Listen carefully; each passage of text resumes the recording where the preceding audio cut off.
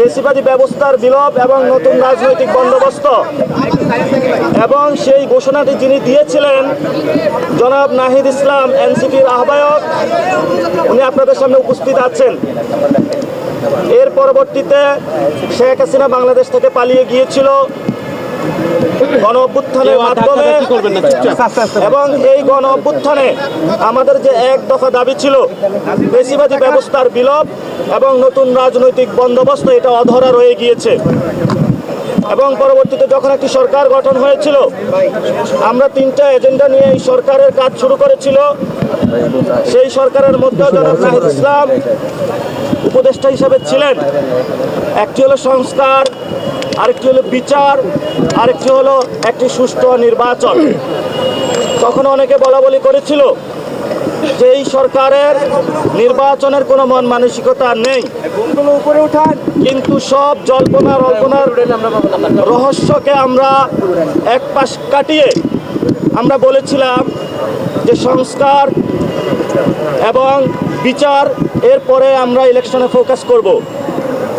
আপনারা জানেন কনসেনসাস কমিশনে সবগুলো রাজনৈতিক দল মিলে অনেকগুলো বিষয় ঐক্যমত হয়েছে, যেগুলো এখন গণভোটে যাবে। গণভোটের মাধ্যমে হায়ের মাধ্যমে পাশ হয়ে আসবে, এবং সাথে সাথে আপনারা জানেন খুনি ফ্যাসিস্ট শেখ হাসিনার রায় হয়েছিল, যে রায়ের এখন বাস্তবায়নের জন্য আমরা অধীর আগ্রহে বসে আছি। এমন একটা পরিস্থিতিতে বাংলাদেশে ইলেকশনের তফসিল ঘোষণা হয়েছে, কিন্তু আমরা বরাবরে বলে এসেছি সংস্কার, বিচার এবং একটি সুষ্ঠু নির্বাচন এই সময়ের আমাদের সবচেয়ে জোর দাবি। এই নির্বাচন প্রক্রিয়ার মধ্য দিয়ে একটি বাংলাদেশে আমরা নতুন বাংলাদেশে যাত্রা শুরু করব।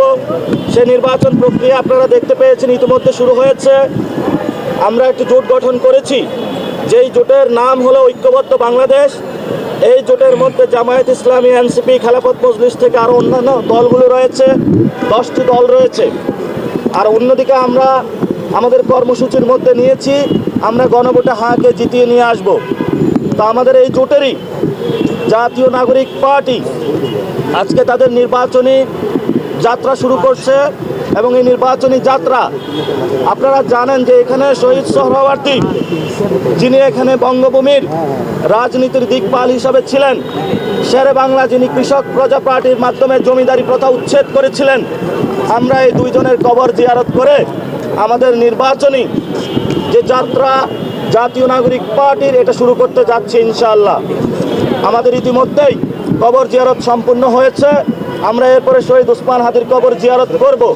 কবর জিয়ারতের পরে ঢাকা 8 আসনের জন্য একটি জাস্টিস মার্চ ফর জাস্টিস রয়েছে, সেটার মাধ্যমে আমরা মতিঝিল পর্যন্ত যাব। কারণ আমাদের এখানে অন্যতম এজেন্ডা হলো শহীদ ওসমান হাদির বিচার করা।